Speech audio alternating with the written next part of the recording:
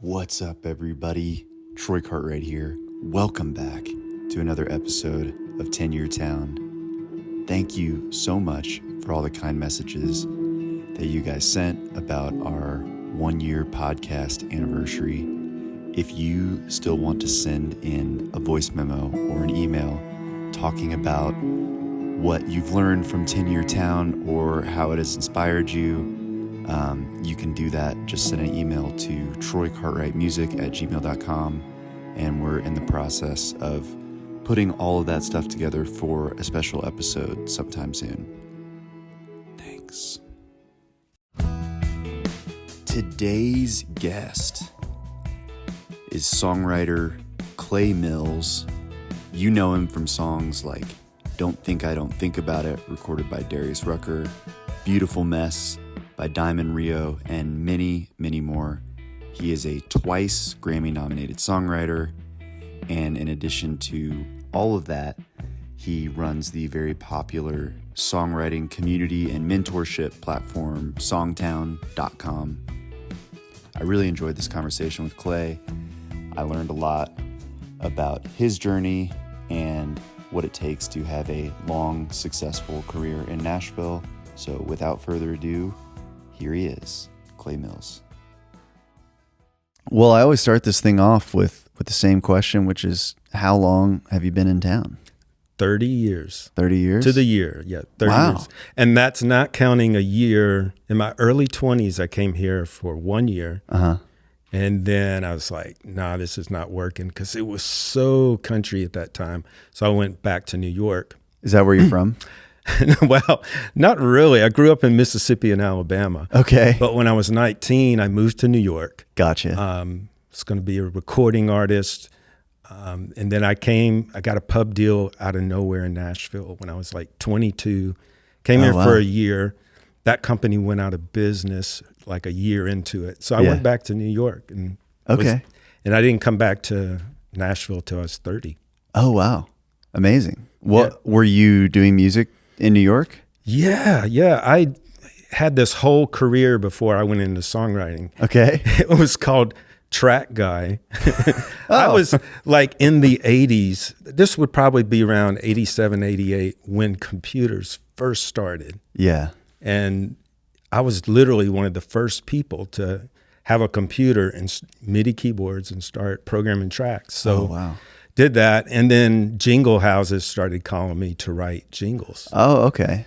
And, you know, you're living in New York. It's expensive. It's not what I wanted to do. But at that time, before that time, jingles were like these cheesy little ditties. Oh, yeah. And so they wanted somebody that could sound like records, you know, like real music. So I kind of hit it at a good time. I got into it. And was there like a DAW you were using? Like, what was the... I had an Atari 1040 computer with a floppy disk, and it had a MIDI port on it, because the Macs at that time had these little screens like the Mac Classic, and I just couldn't see it. So I bought this big 1040 Atari computer, and they were great. The MIDI feel was great. And then we had walls of keyboards and you know, mini Moogs and all that classic gear that people like today. It was new then, you know. Yeah, it was all analog.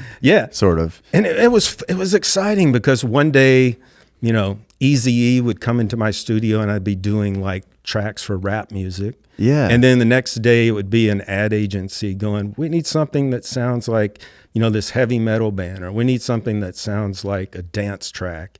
And so what I was doing actually was learning to put myself into any situation and create music. Yeah. So when I did end up coming to Nashville, I could sit with any band, you know, whether it was Little Big Town or Lady A or whoever, Diamond Rio, and I could create something that would appeal to them. Yeah. It was kind of, so in a weird way, the jingle detour, you know, kind of trained me to be a songwriter. Yeah.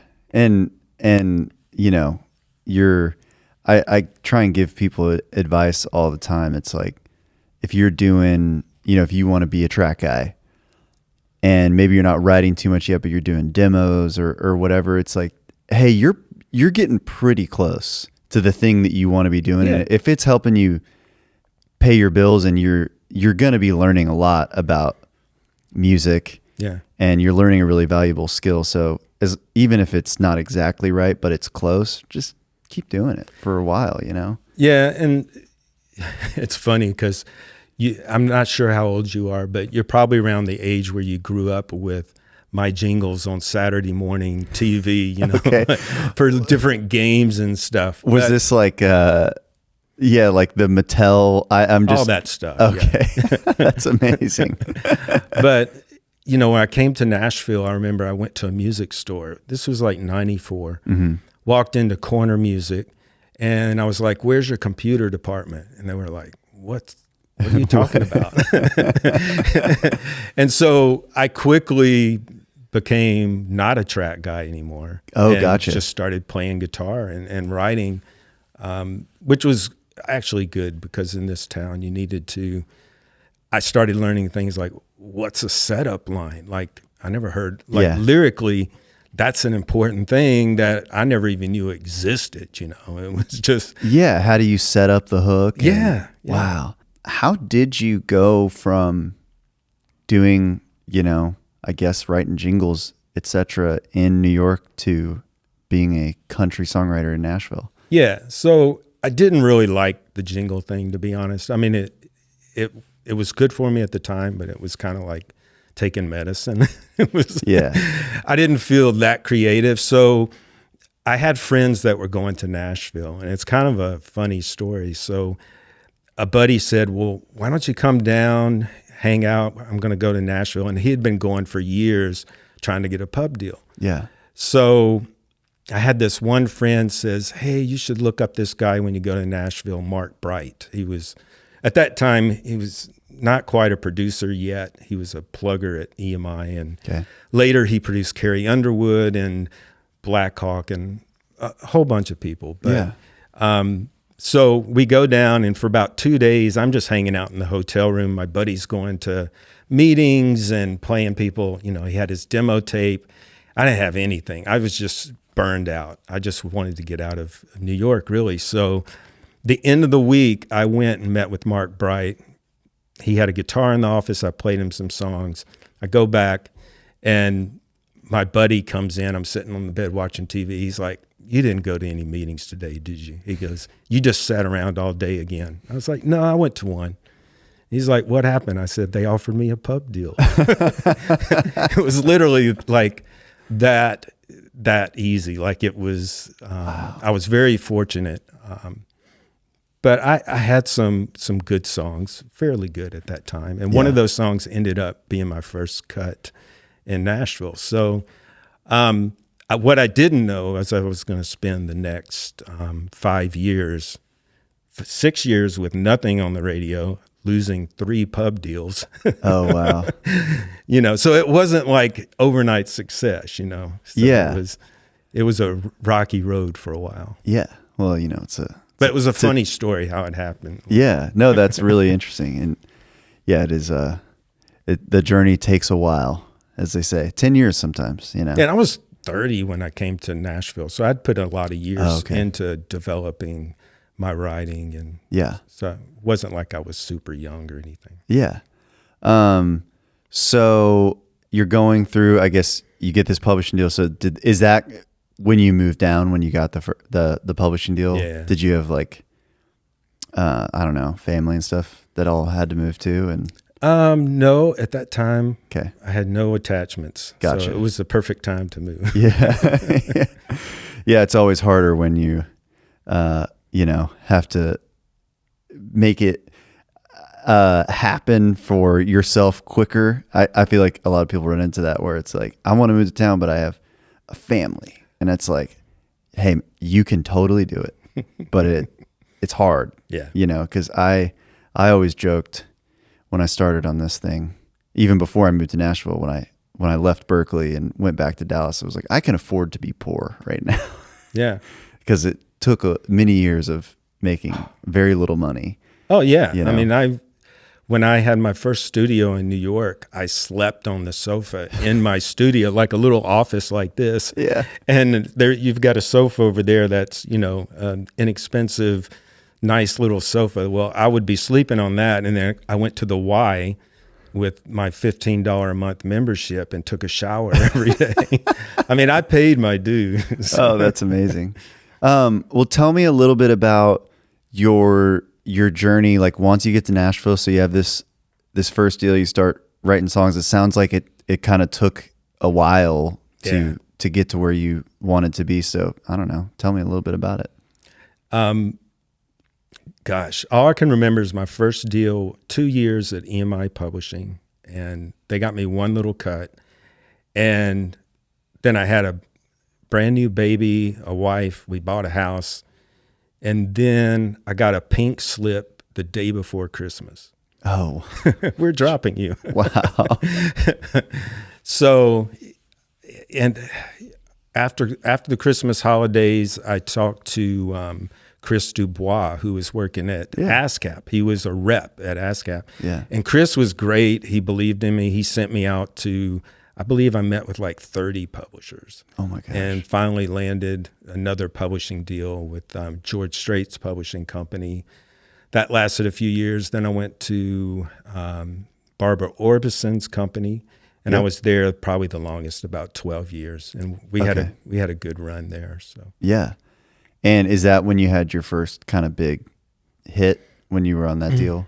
I had one. My first number one was "Beautiful Mess." Oh yeah, I love Diamond that song. Rio song, and that was great.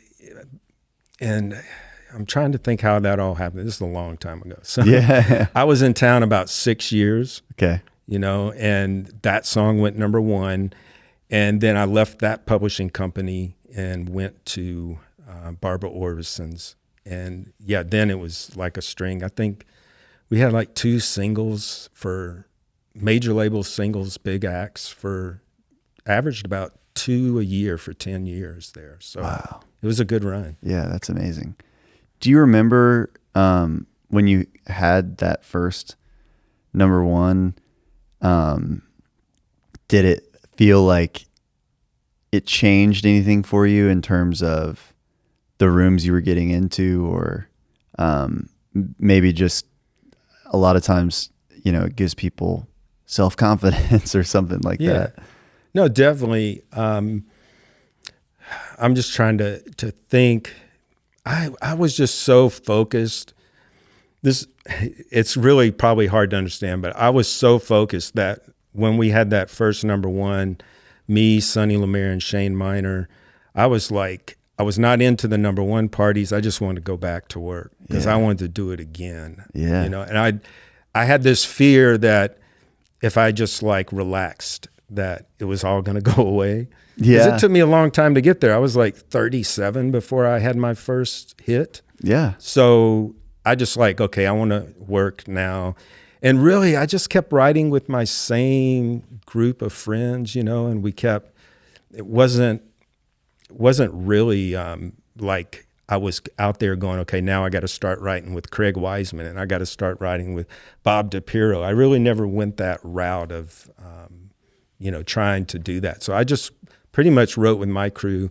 I wrote with artists. And that was my my way of doing it. I was always kind of an outsider inside of the music business. You know, I always felt like I was kind of an outsider to the clique of hot writers and all that kind Yeah. I think a lot of people feel that way. Yeah, even if you're on the inside, you feel like an outsider. Yeah. There's circles. There's a big circle. You know, you get a published deal, you get signed, you're kind of in one, and that's a box you check, and then you realize, oh, there's another one. And there's just more as you go. And I often wonder to myself, who's in the dead center? And what do they feel like? Yeah. You know? I have no idea. It's a hard job, I imagine. I do. Yeah. It's like, it's sort of similar to like wondering like how somebody like Jeff Bezos feels, you know, what's keeping him up at night. Oh my gosh. Yeah. So, I guess I mean, there's a lot of different ways we could go here, but I'm curious, you know, you've had a lot of success as a writer. You know, Diamond Rio. I think you've had some songs with Darius and stuff like that. Like, are there any kind of high watermarks along the way that you remember fondly, either from writing them or just the ride of a song, something like that? Yeah. I think the first time I climbed on a Hootie and the Blowfish tour bus in Kentucky, my publisher drove me to Kentucky, and I'm pointing that way, like I know which way it is. I think it's that way. That seems right. Yeah, it's north. And so I climb on the bus to sit down to write with Darius, and he's like, what do you want to write for my country song, or for my country project? And I was like, my publisher didn't even tell me they were doing a country record. He was like, you want to go write with this rock band? And they're, and it's like, so he's like, yeah, I'm doing a country project. And I just looked at him. I was like, dude, I don't even feel like writing today. And he kind of was taken aback because, I mean, you don't show up to write with a big artist and go, I don't feel like writing. Yeah. But I had just broken up with a girlfriend the night before, and I was like, he's like, what's wrong? I was like, I'm kind of second guessing myself. And he was like, dude, he's like, we all do that. He goes, I still think about somebody from, back in high school or whatever every once in a while. I was like, really? And he's like, don't think I don't. And so I had my phone. I was like, oh, don't think I don't. And put that down in my phone. And the next morning I woke up and I had this melody and started singing Don't Think I Don't Think About It, played it for him. We wrote the verses and became his first #1 song. So that was pretty cool because at that point he told me 300 songs with everyone in Nashville. Yeah. So to have Frank Rogers go, this is the song that we need to make it sound like a single and put it out, and they believed in it, and it became his first #1 song. So that was pretty special to do. I mean, at that point, no pop artist had ever broken into country music. It was, nobody thought it was going to happen, Yeah, and now he's like an institution in the country music, universe. It's been really good. I had 3 of his first 7 singles. Wow. And so that was, I mean, there's all kinds of stories, writing with Little Big Town before they were Little Big Town. Yeah. Writing with Lady Antebellum before they were Lady A. So yeah, I mean, it's great. Do you think that your approach to writing songs, or just your approach in general, is different in any way? It sounds like you're not afraid to say how you're feeling in the moment. Yeah. Well, there's this phrase like write the song in the room. Yeah. And I really believe that. Like, I had a friend that was an actor. He was in a band called Dr. Hook, and he was a singer for them, and he did a Broadway show. And even though he had a script, it was a one-man Broadway show in New York. He said, each day I go in and I do that script from the emotion I'm feeling that day. Mm-hmm. And so that just kind of rang true with me. So I try to go into a writing room and pull things out of conversation. Yeah. Like, a lot of guys go in and they're like, I've got things started already, and I always just try to like have something come out of conversation and start something real that you're feeling that day, rather than try to come in with a list of titles and all that. I mean, I do have a list of titles, but yeah, my first option is to go with how we're feeling in the room, I love that. I try and remember that often. I write letters to myself a lot, just things that wisdom I'm picking up, and I forget everything. So I try and write it down and then keep them all together because I just want to remember it for later. And one of the things that I'd written recently was like, focus on the feeling. Yeah. If you focus on whatever that thing is, you're gonna get whatever it is out of the song. But even in life, maybe out of a conversation, if I'm feeling blue today, I can take that into my interactions with people and, just be vulnerable about it, be open about it. And a lot of times it, turns things around. But especially in the writer room, that's the number one way to get inspiration, is to just be open. And, those first 20, 30 minutes when you sit down in the writer room and you're just talking, I'm always kind of keeping my antenna up for maybe somebody's going to say something that we can write, because it's like you said, you can just, I write all the time from the titles I got in my phone. And a lot of times I'm hoping that, I've got a chorus idea sort of worked out around something, and, I'm always open to bringing that. But I know when I do that, I'm sort of going to be taking over the lion's share of the inspiration for that day. Mm-hmm. And I think that a lot of the best songs happen when it's just a fresh block of clay, and everybody gets to kind of put their little mark on it, Yeah. That's more inspiring. You said that because my name's Clay. That's right. Yeah. I had one hit one time so I'm Clay. My publisher was Clay Myers. Clay Walker recorded it, and Clay Bradley over at BMI at that time sent us the writer checks. So there you go. A lot of Clay involved. Yeah. That's amazing. I do think that as professional writers, we do have to have in our back pocket, if there is no song in the room at that time, you do have to bring in some ideas. I feel like I never want to show up and just have nothing. Yeah. But, my first option is to try to pull something real out of the room. Absolutely. Speaking of, having stuff written down or whatever, how do you find your inspiration, your ideas, the stuff you do write down? Do you have some methods that you go to? Not really, just voice memos on my phone. But are you inspired? Like, do you like to read or watch movies, or is it just other conversations? It's usually conversation. Yeah. My first hit, Beautiful Mess, I don't know if it was a movie, television shows, but like in the span of a week, I saw that phrase in movies and TV shows like 3 times that week. And I was like, there's never been a hit called Beautiful Mess. So I just brought that to the writing session, and, we wrote it. But yeah. So yeah, that did not come out of a conversation in the room, but that was one way. But yeah, I mean, I don't really have any, they're everywhere. Like, always be on the lookout, I can't turn it off. Whether it's I'm watching a TV show, whether somebody's saying something. And TV shows over the last, decade, the writers are a lot better than they used to be. Yeah. Like, I found a lot of good phrases. And Yep. Yeah, my wife is constantly mad at me when we're watching TV. She's like, "What are you doing?" I'm like, "Hold on. He said something. I think it might be a good idea." Yeah.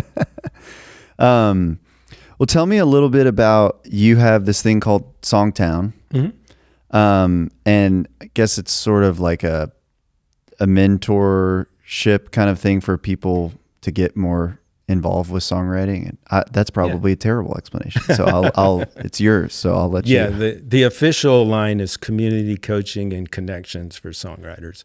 But basically, when I came to town, even though I'd been doing music professionally in New York for 10 years, I got thrown in the room with a lot of writers that were way better than I was lyrically. And so I had to learn a lot of stuff. Yeah. So I wanted just a way to keep this art of songwriting alive. And Marty Dotson and I got together and we were like, let's just, put blogs on Facebook about what we do each day. So we did that for about 2 years. Yeah. And it got up to about 25,000 followers, and people were like, "Why don't you teach a class in songwriting? Teach us some of this stuff." So at that time, I was teaching a college class for 1 semester somewhere, and they paid me like $1,500. And I was like, then they were like, "Next semester, we want to start taking the publishing of the students' songs they write in our lab." And I was like,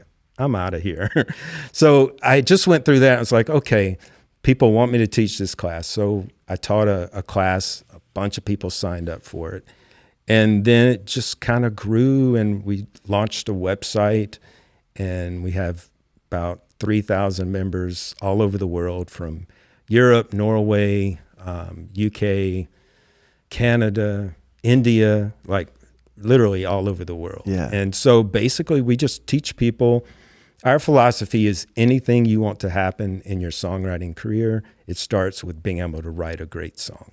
If you're not getting cuts, you need to write better songs. If doors aren't opening for you, you need to have better songs that will open doors. So we don't make promises to people. Like when we first started, some of our songwriting friends were like, what are you doing? You know, do you need money? I was like, I got hits on the radio. I don't need money. Like we're doing this because we want to teach songwriting. My dad was a college professor at Alabama, and it's just something I always wanted to do. Yeah. And so we started teaching, and we literally just teach people the things we pick up in writing rooms every day. And when people are talented and they're good, we help them, get pub deals or whatever. We've had a lot of people come through. I'm trying to think. Sarah Davis, the artist Gail, they met in Songtown. Oh, wow. Sarah took all our classes. And so like when ABCDEFU came out, I was like, of course it's a hit. It's technically a well-written song. And it's a killer idea. Yeah. Like it's the kind of idea that just like people go, I can't believe they said that, which is what music should do. It should push the envelope. But technically it's a very sound song, Yeah. And so that's what I try to tell people is we can help you. So even if you have talent, you can write a great song, but if there's some technical things wrong with it, it's going to keep it from succeeding. Mm-hmm. So we try to just teach people those things that technically you can learn about songwriting. The rest of it's up to your talent and God. But yeah, well, it is a craft. Yeah, it's a trade. Songwriting is a lot more than just trying to sing gibberish into a voice memo. I remember when I was at Berkeley, I'd been writing songs since I was, 14 years old. And I had a lot of what I would call like some sort of natural ability to write. Mm-hmm. And I loved to do it. And I went through all these, I play in bands and it just never went anywhere.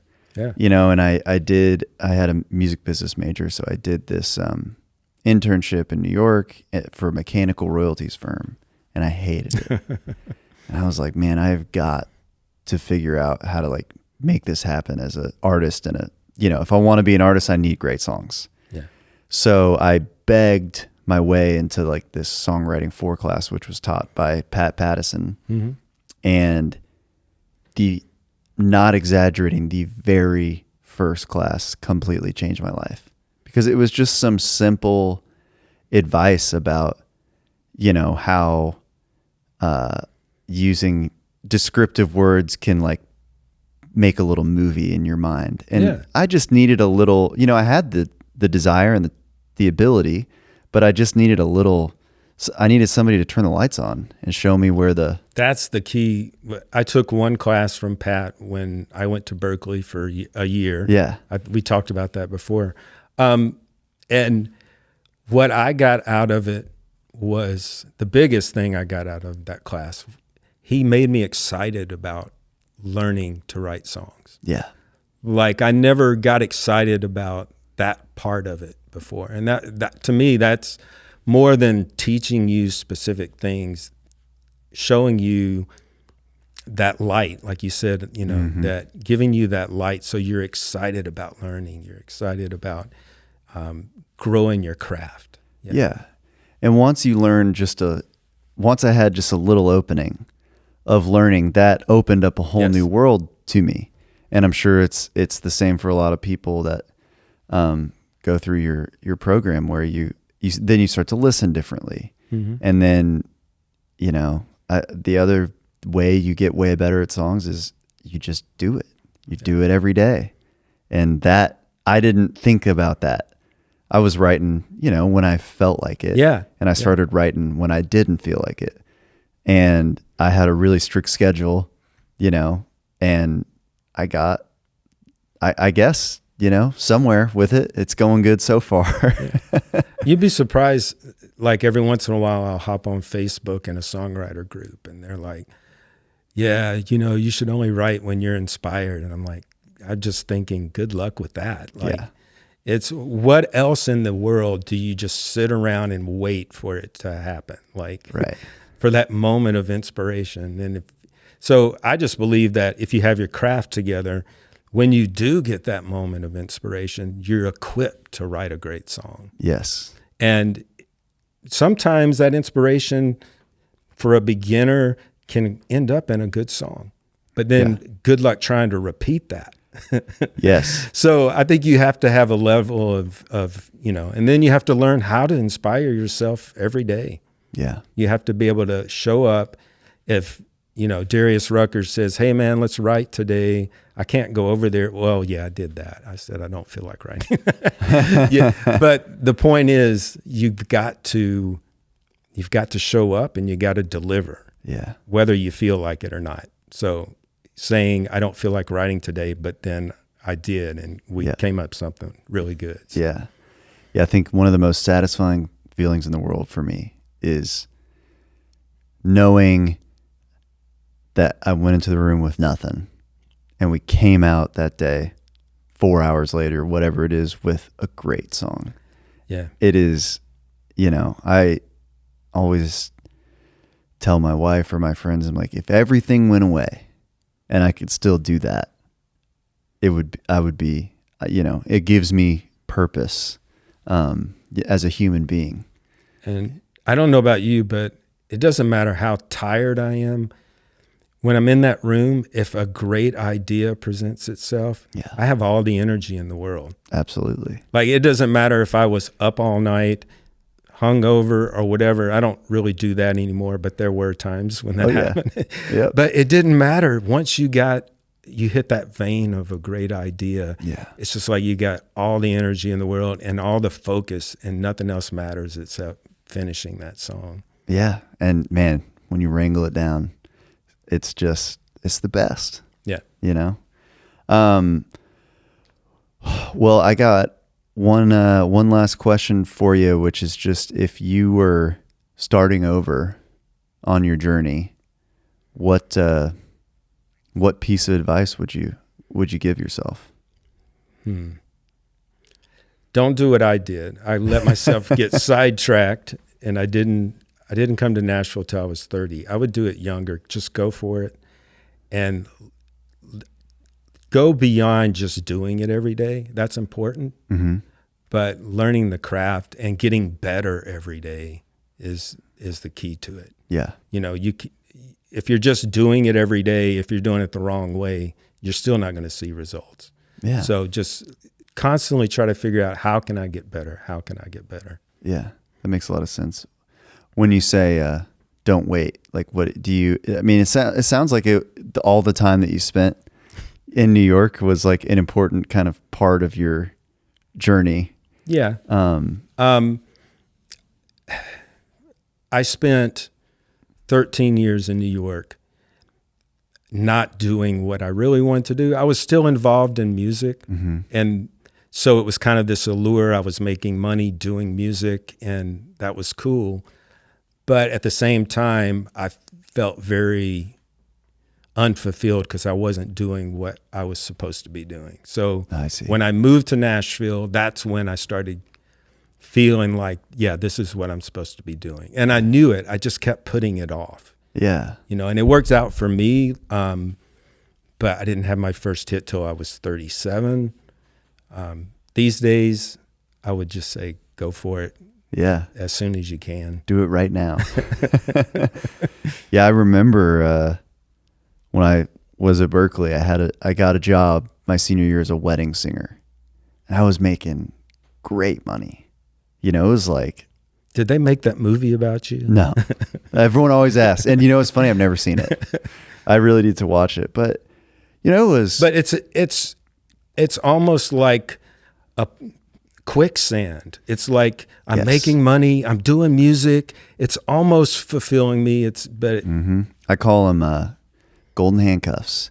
Oh yeah. Because I was getting, $500 a night, and we were doing three a weekend. We do Friday, Saturday, Sunday, and I was doing the thing that I always dreamed of, which was I was making a living, paying my rent, buying my food off of music, but I knew it wasn't quite right, and I knew that I had to just move. Like I had to stop, and I had to move back to Dallas because I just needed the time. And it took probably 5 years to make the same amount of money that I had been making, but it was worth it to me. Yeah.